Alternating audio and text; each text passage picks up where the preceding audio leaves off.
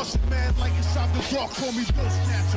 Just the brother for the rapture. I hang live, holding on strong, hard to capture. Extravagant, resurrect the track and it's militant. And I react like a garden and start killing. It's manifesting. The God's work like appliances, dealing in my sleep like a lot. Yo, what's going on, everybody? It's your boy Naruto Explain here, bringing you guys another Boruto Naruto Next Generations discussion. And today, I want to talk to you guys about a major development that we just had in the manga after the events of Boruto Chapter 72. So, Code, making his Ten Tails army, completed with his chakra, and able to use his claw mark teleportation jutsu, has changed everything. As you probably see from the title, it changes everything.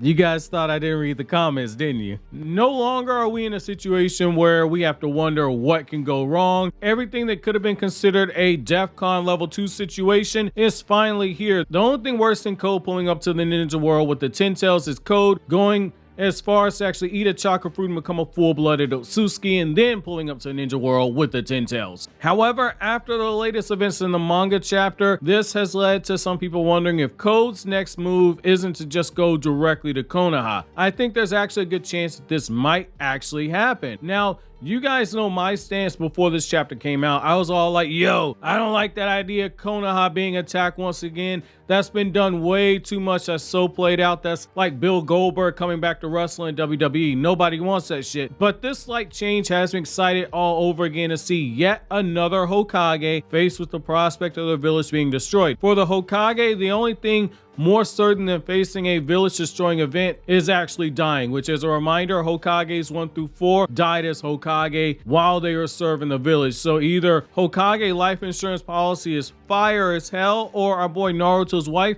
is about to have to move back in with the Hyuga clan. There is no in between in this. Now, jokes aside, the idea that we're going to see Naruto have to defend this village from Code having one of his Ten Tails soldiers, or even the idea of Naruto having to mobilize the Jonin of the village to fight against several Ten Tails soldiers is going to be a possibility to look at. Logically, it will make more sense for Code to go after Boruto and try and feed him to the Ten Tails. However, when it comes to vengeance, logic isn't always applied, especially by people like Code who can be swayed by their emotions. We've seen this before in the past. In Boruto Chapter 71, when Code began talking about his immediate plans to make Kawaki suffer, notice the order in which he said he'd do so. The Hokage, his friends, and Konoha village. He's planning on making Kawaki suffer before he actually kills him. First on that list is Naruto, and Code saw firsthand how much Kawaki cares for Naruto, because saving him is what led to Kawaki awakening that karma seal all over again. Code saw that and knows that Kawaki's biggest thumbscrew is Naruto,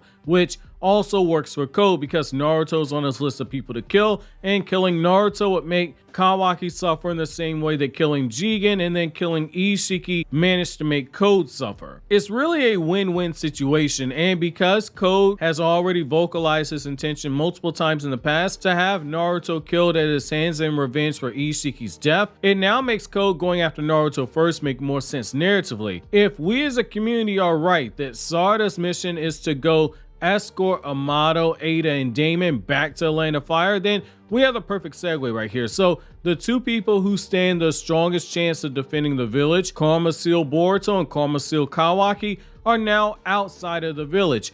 Ada will be able to see what's going on with her Semigon if Code happened to attack the village while they're away, and hearing this information make Boruto enraged, especially if Momoshiki pops out and say, hey, I told you so, and Boruto as we know it is going to get canceled for Momoshiki Naruto Next Generations, much like Momoshiki just told him in this chapter was going to be the case. However, how well would Naruto and Konoha fare against a Ten Tails level threat that has been infused with the chakra Code and can use his claw mark jutsu? Are we in a situation like in the anime where when Isshiki pulled up to Konoha and one-shot all the members of Naruto's generation besides Konohamaru who tried to attack him, which, as a side note, really makes you look at the rest of the people in Naruto's generation and realize that if these Ten Tails soldiers are actually really strong, there's a really good chance that if Naruto's depending on these guys to help him out in any significant way, he's gonna be standing around doing his best Sakura impression. Help me, nigga!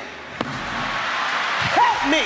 But here's the thing though, we saw the anime version of Isshiki's invasion give us a scene like that, where all the other Jonin were useless and Naruto had to show up and just casually flex and show Konoha what a real Rasengan looks like. Naruto used the Rasengan and blew up the column that everybody struggled with. Now, this is going to depend on how strong these 10-tail soldiers are, and that's going to be the difference when it comes to how anybody does in any type of battle with them.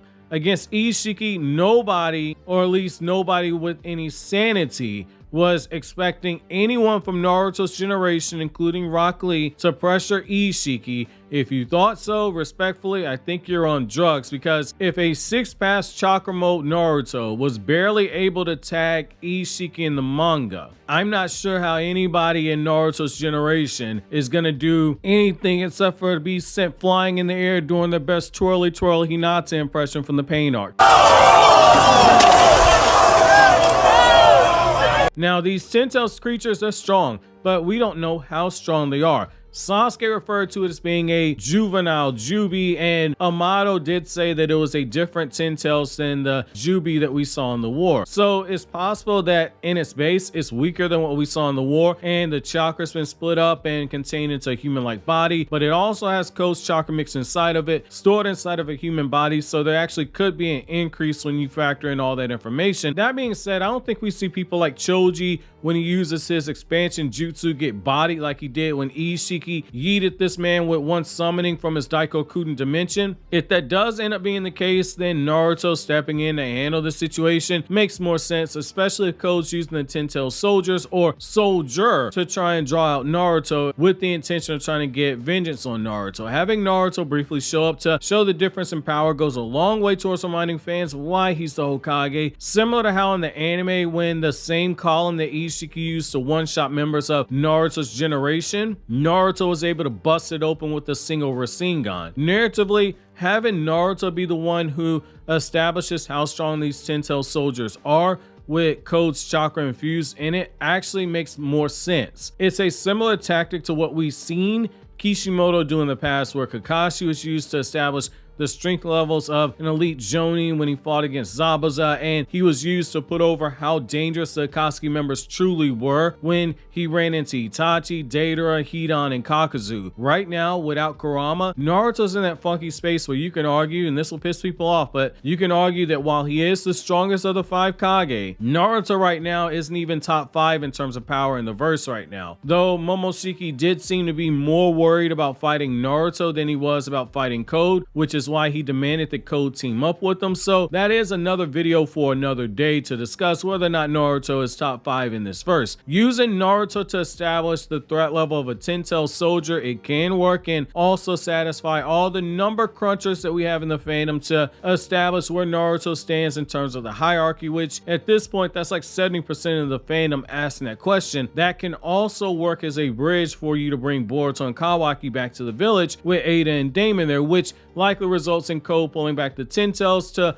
risk having the 10-tailed soldier or soldiers being destroyed. Also, narratively, having Naruto be forced to defend Konoha, this time without the aid of Kurama's power, that's gonna be fitting because he'll be in the same situation as every other Hokage who defended the village from destruction was actually in. They either relied on their own God-given power that they trained to master, or they relied on others to help them, similar to how Kakashi in the last, where in the official movie novelization, he was fully content with dying until Sasuke showed up and saved him, and Kakashi was extremely relieved. It's time for us to see where Naruto falls in the pecking order right now, and it's a good way to ramp up the tension while teasing a cash in on Momoshiki's prophecy, better than Austin Theory's been teasing cashing in his Money in the Bank briefcase and getting hilariously owned each time he's tried to do so. That being said, do you guys think Naruto can beat a 10-tailed soldier on his own? And how many do you think Naruto can handle before he has to go slurp some ramen or eat some of that Hinata kitty cat to recharge himself? While you think that over, click on this video from KRYPTONIAN saying, or click here to watch this throwback video on the channel.